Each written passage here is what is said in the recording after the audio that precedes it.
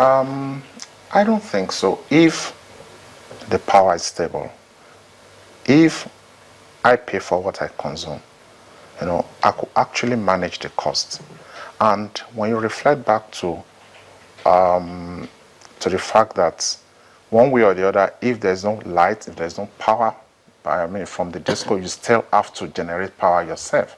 And you take the cost of running generators in your house, buying diesel and everything. And you know that if the power is stable and you can control, you are actually billed for what you consume and you can control what you consume, it's not that expensive. In fact, it will be cheaper in the long run. But the key thing is the power must be stable and consumers must be metered. In the long run, you don't think that 45% is but a lot of Nigerians think 45% is a lot. Look, when you look at the investment required in the power sector for them to actually be, to be where they're supposed to be, it's not too much. The key thing is we should get stable power supply and we should be metered. You talk about investment. Is it generation or distribution you're talking about? Along the value chain. Because there's still the other part of transmission. And we understand that our transmission grid so far doesn't have the capacity to carry that increase you're talking about. Yes, that is why it has to, there must be investment to actually increase the capacity to evacuate all the power generated. And without a cost-reflective tariff, this will not happen. Look, DISCOs have tried, the GENCOs have tried to raise money elsewhere, but it's been tough. About tariffs, or is it about the rethink of the structure of the power sector? The rethink of the structure. Rethinking the structure of the power sector. Is it about tariffs or rethinking the structure? What about what they call this in pockets, creating it in pockets instead of having a national grid? How about having captive power? Wouldn't that make it easier? That is already in place. Yes. People are allowed to have captive power. It's just at the nascent stage. So you can't really measure the performance now. But the regulation allows for that. You understand? But like I said, in any business, if you are not charging a cost-reflective price, the business will die naturally. Well, I don't think Nigerians have this urge that Nigerians can pay any amount so long as there is a stable power supply. I don't think it's in order. Because even when you look at the 45% increase, I'm among the people that believe that it shouldn't be increased before investment. It shouldn't be increased before improvement. If we say, for instance, the public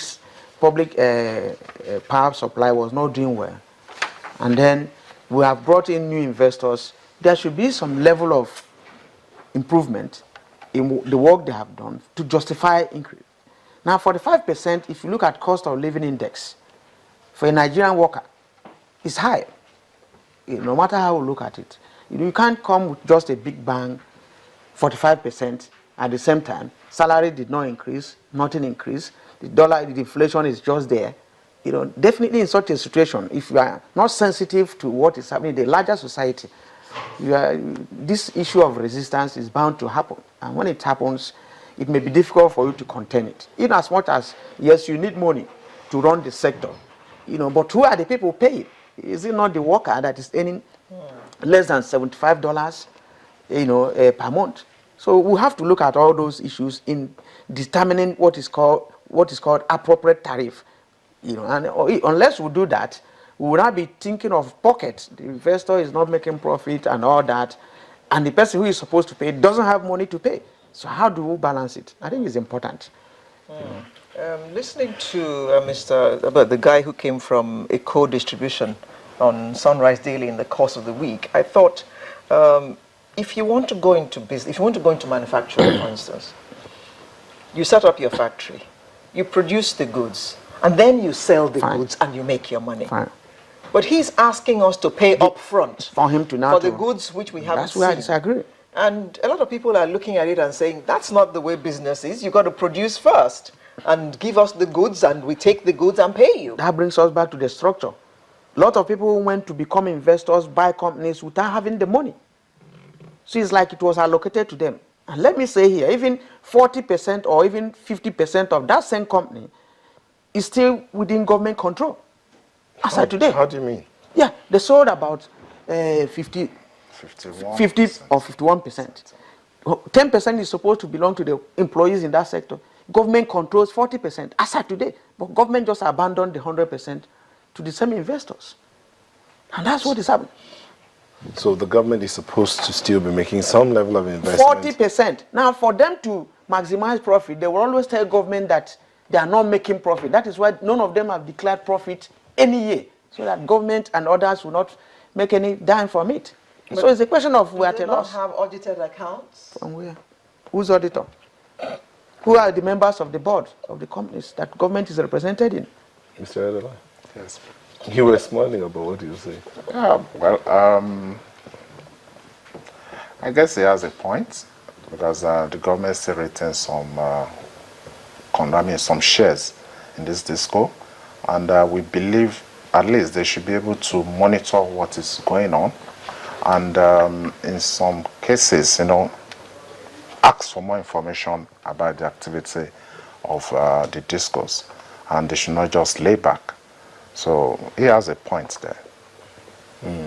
Let's see if we can have some tweets here.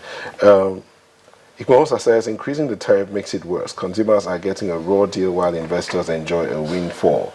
You as an investor, are you enjoying a windfall? No, not yet. Not yet? Not yet. Yes, not yet. But you say because you see, if I'm to benefit from it, the increase in tariff should lead to increased patronage, more demand for meters. So that is what we are waiting. We are hoping that will happen. And when the consumers are metered, I believe the impact on the increase in the tariff rate will be less. I mean, it will not be much, because that's like keep on happening on this. You'll be able to control what you consume, and that is very key. That is very important. the question will be, would metering everybody result in increase in power supply? No.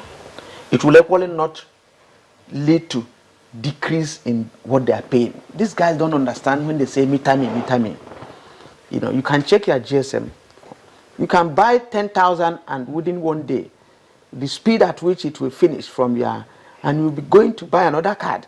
Because we are going into this ignorantly to say, give us meter. It depends at the